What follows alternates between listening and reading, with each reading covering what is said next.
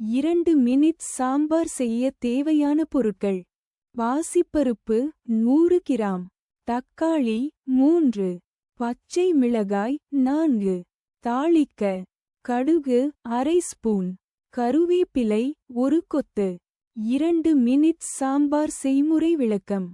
சுவையான சாம்பார் செய்வதற்கு முதலில் பாசிப்பருப்பை நன்கு அலசி சுத்தம் செய்து வைத்துக் கொள்ளுங்கள். அலசி எடுத்த பாசிப்பருப்பில் சுத்தமான தண்ணீர் ஊற்றி சிறிதளவு உப்பு போட்டு நன்கு குழைய வேக வைக்க வேண்டும். 10 நிமிடத்தில் பருப்பு குழைய வெந்துவிடும். பின்பு பழுத்த தக்காளி பழங்களை எடுத்து நன்கு சுத்தம் செய்து வைத்துக் கொள்ளுங்கள்.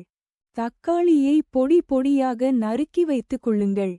அதேபோல 4 பச்சை மிளகாய்களையும் சுத்தம் செய்துவிட்டு காம்புகளை நீக்கிவிட்டு பொடி பொடியாக நறுக்கி வையுங்கள்.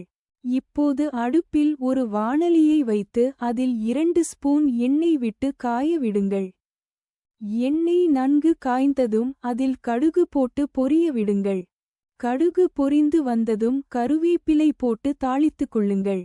பின்னர் அதில் நீங்கள் நறுக்கி வைத்துள்ள பச்சை மிளகாய்களை சேர்த்து நன்கு வதக்கிக் கொள்ளுங்கள். இதனுடன் பொடி பொடியாக நறுக்கி வைத்துள்ள தக்காளி பழங்களையும் சேர்த்து நன்கு வதக்குங்கள்.